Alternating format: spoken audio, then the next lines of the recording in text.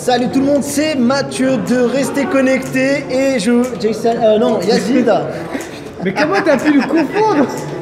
Vous n'avez pas le couleur. Il y a Yazid, futur remplaçant de Jason, qui a déserté la chaîne, il n'y a pas d'autre mot.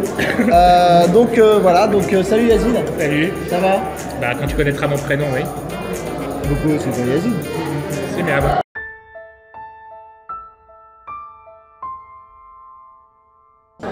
Mais il est peut-être un peu daltonien. Non mais il doit avoir la qualité d'écran. Il doit avoir la qualité d'écran d'un Meizu. Cette intro commence déjà de manière toute pourrie. Bon, salut Jason, ça va? Salut Mathieu. Oui, ça va mieux. T'as retrouvé l'adresse? Oui. Oh, magnifique. J'ai arrêté de cracher du sang pour tout savoir. Ah, c'est gore. Et voilà. Ça commence. Bon, J'ai commencé à une demi. Et puis attends, on va parler de Yazid un petit peu. Qu'est-ce que tu fais, Yazid de beau? Raconte-nous. Je suis parfois journaliste, un peu blogueur. Ouais. Voilà. Et t'as une chaîne YouTube qui va être lancée. Là pour l'instant je fais un peu de contenu, le temps qu'elle soit qu'il y ait un peu de contenu avant de la lancer. Et tu veux pas qu'on puisse la mettre dans les commentaires? Ah bah si, y a pas de souci. Dans la description, et qui s'appelle Yaz Nomad Urbain. Yo Nomad Urbain, exactement. Donc je vous invite à aller jeter un oeil sur cette version bêta, mais qui est déjà pas mal remplie et qui fait des jeux concours sympas. Moi je vous le dis. Ça arrive semaine prochaine. Voilà. Ceux qui aiment la VR, il y aura des choses sympas. Ben voilà, c'est super. Bon, on est là pour parler de Meizu, parce qu'on est à l'événement de Meizu. Meizu, eh oui. Et c'est Meizu.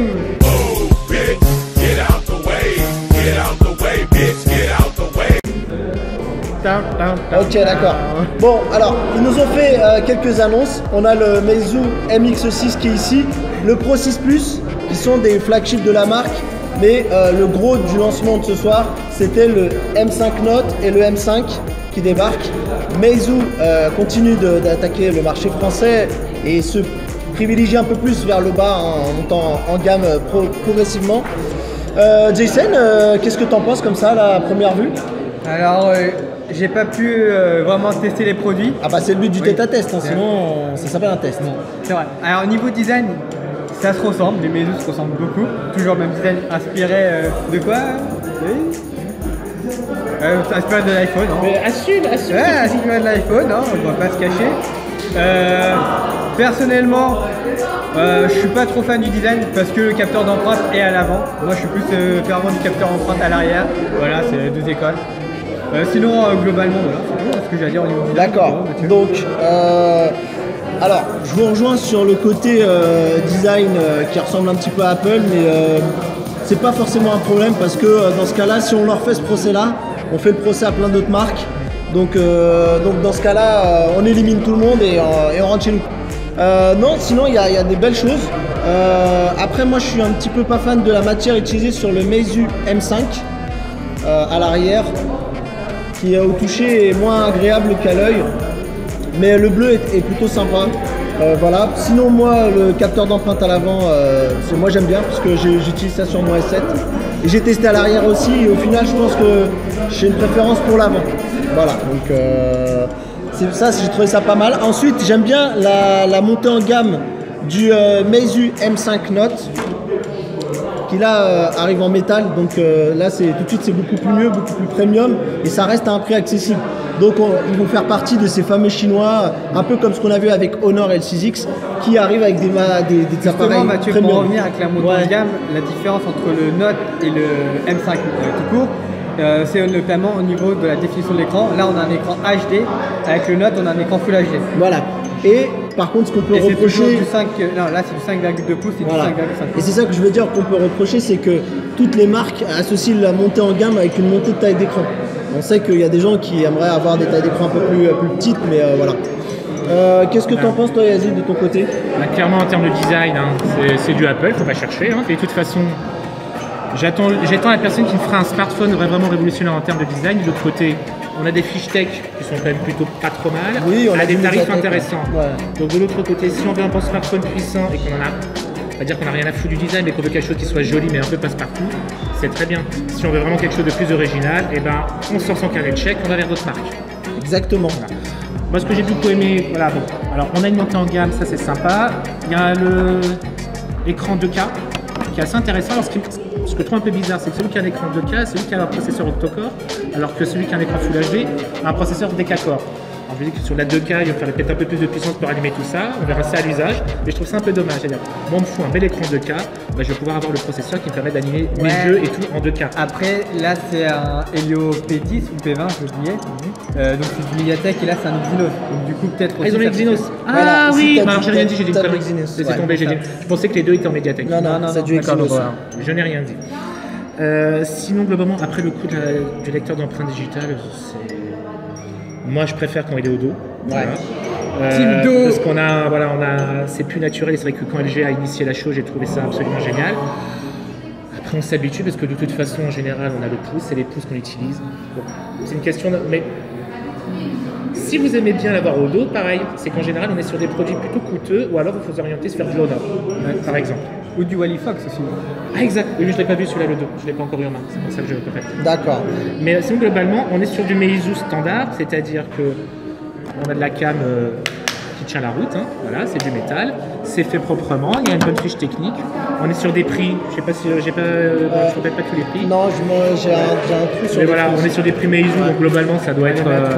Par contre, voilà, celui-là, un Meizu Plastoc, ça me fait bizarre.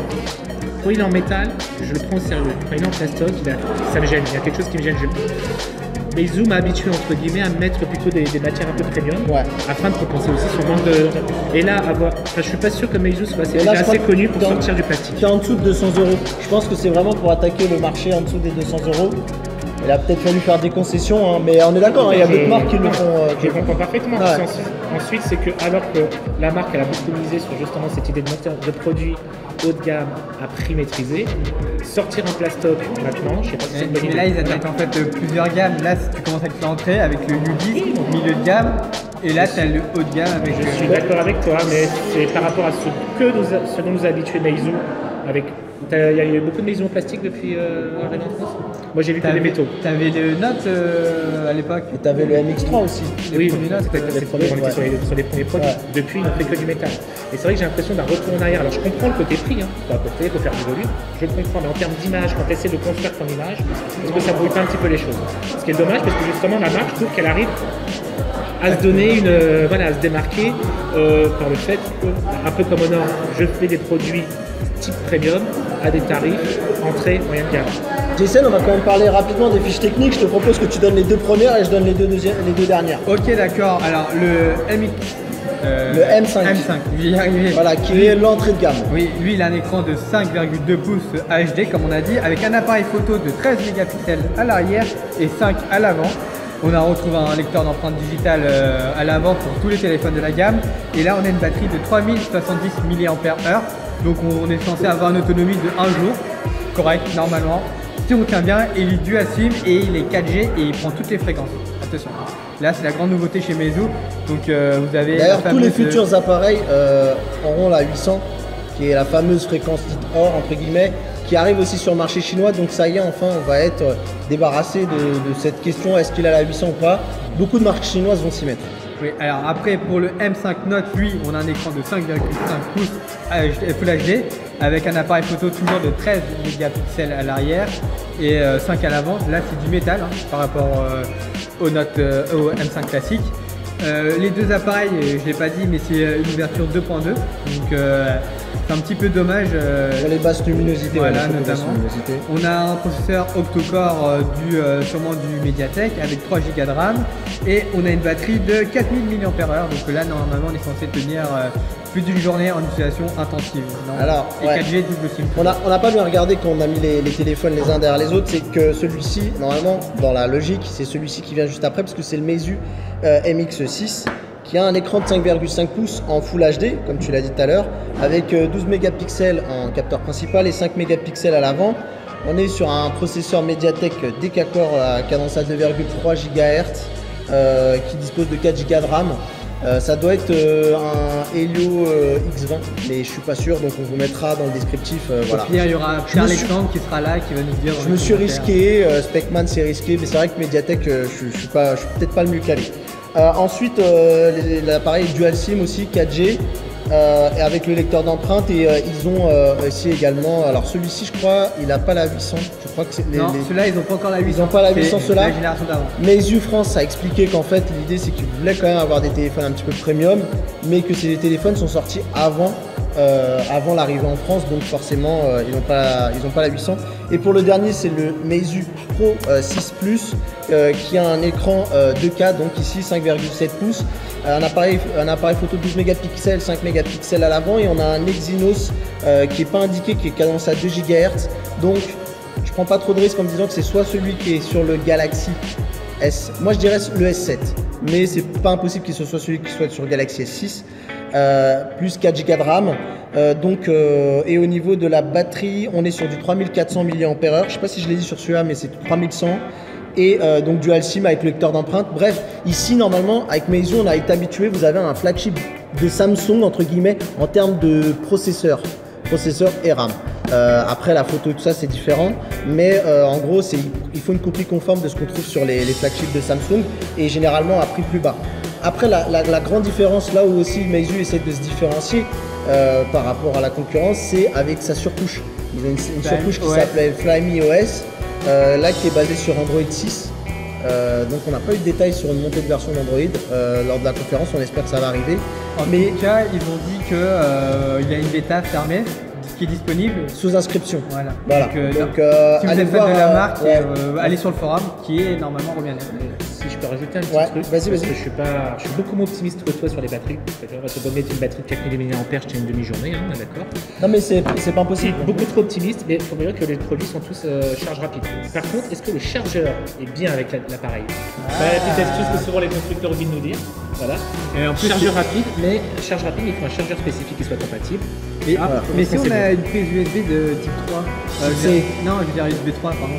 Donc du coup, tu peux recharger rapidement. Tu peux avoir un début rapide. Mais après, c'est en fonction, mais effectivement, la recharge en 30 minutes depuis la moitié de la batterie. Mais effectivement, moi j'ai remarqué que maintenant les nouveaux téléphones, même quand tu branches ça sur un PC, ont tendance à se recharger plus rapidement que d'anciens modèles. Mais après, effectivement, si vous voulez bénéficier des fameux, je sais pas, gagner 60% en 30 minutes, là, il faut passer par le chargeur, il n'y aura pas de miracle.